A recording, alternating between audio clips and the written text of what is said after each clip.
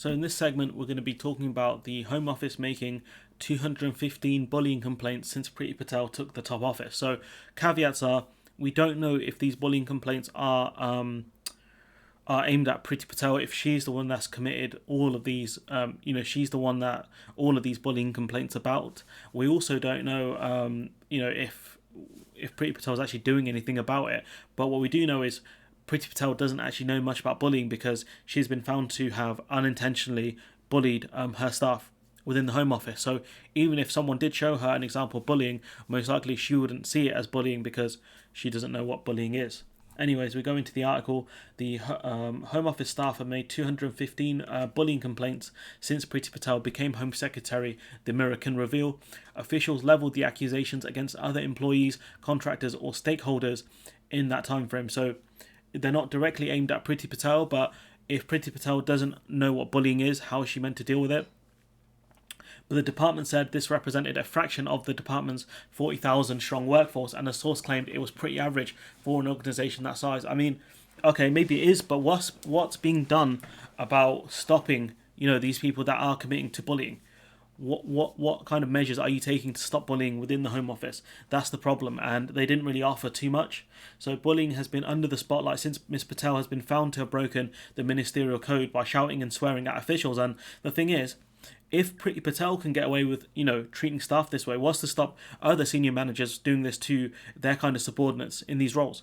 Because how is Priti Patel going to call someone out for swearing and bullying their colleagues when Priti Patel's also been found by Sir Alex Allen of bullying her subordinates, the people that work under her? That's the key problem here. That's the problem I don't understand. You can't trust Priti Patel to deal with this stuff because she doesn't really know what bullying is, does she? That's the argument that, they've used to protect her. However, she was allowed to keep her job by Boris Johnson. So she was found to have broken the ministerial code, and she's still under potential court proceedings because of her actions. So the department's top civil servant and permanent secretary, Matthew Rycroft, said, "We continue to have a zero tolerance approach to bullying, and we take appropriate action whenever a case is proven." So why is Priti Patel still in a job then, if you take a zero tolerance approach to bullying? Or is it okay for Priti Patel to bully people, but it's not okay for other people within the Home Office to bully people? Is that what you're saying right now? Because if that's your argument, that's really bad. That's a really bad argument. Mr. Rycroft's predecessor, Sir Philip Rutman, received a £340,000 payout last month over his claim for an unfair dismissal following clashes with Miss Patel. That's something we've covered before. And also, point being is that, when you take a settlement, typically the person who has given out the settlement is a sign of potential guilt, or they really don't want it to go to court because other things are going to come out. So that's one of the reasons why you go to a settlement. You just want the story to go away, which has, partially happened, but she's still going to the High Court because she may have breached employment law around the bullying allegations. But again, we have to wait to see what's going to happen with that. That's going to rumble on for a while. So the role has been vacant since Sir Alex Allen quit. This is about the Prime Minister's senior advisor, I believe, who quit because he said that Priti Patel had broken the ministerial code, and Boris Johnson said, "Nah, I don't think she did." So yeah, the role has been vacant since Boris Johnson overruled his findings, Sir Alex Allen's findings from the investigation into Miss Patel, and let her keep her job.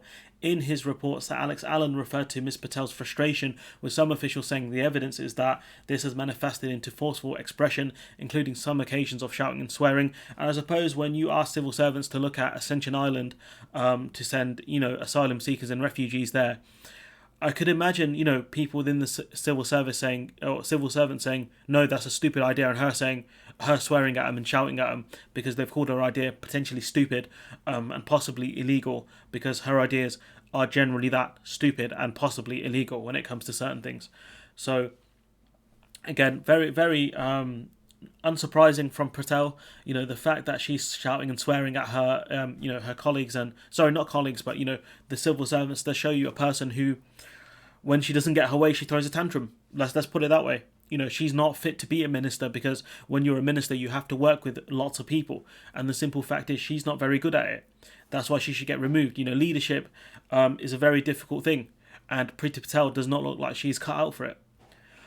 This may not be done intentionally. This is about Priti Patel's bullying, but has had some effect on individuals. So, they couldn't declare if it was done intentionally, so they said, most likely it was unintentional, but it did have an effect on people. And the simple fact is, if you bully people, whether you realize it or not, you are always in the wrong.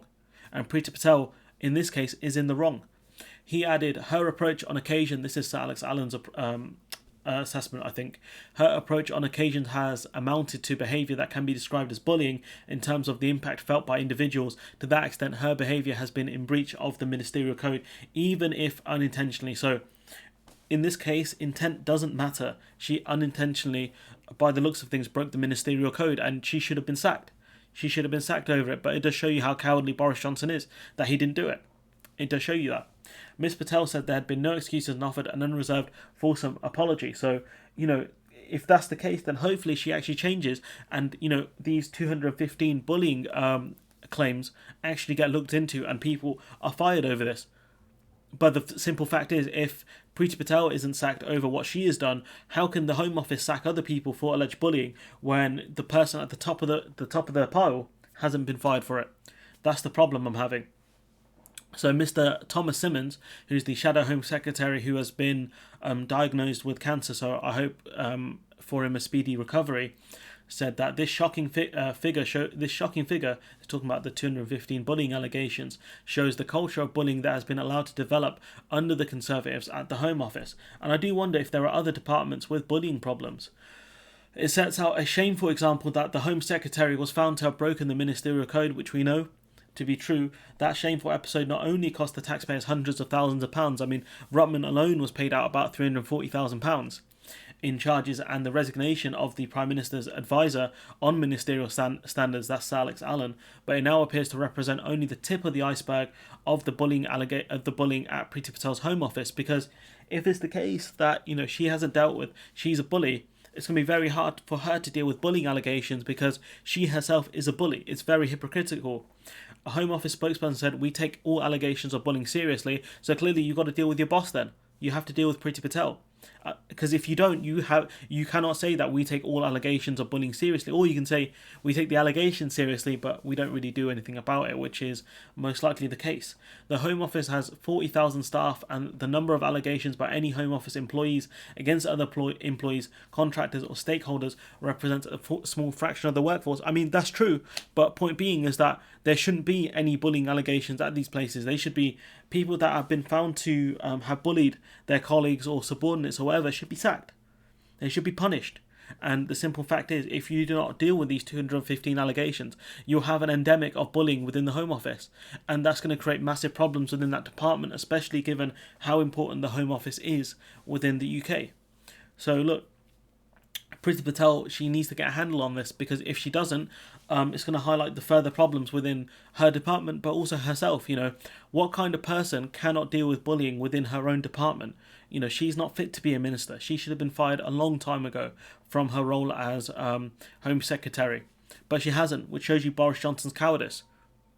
But yeah, I'm going to leave it there. Let me know what you think in the comments below. Like, comment, share, subscribe, and hopefully I'll see you in the next one.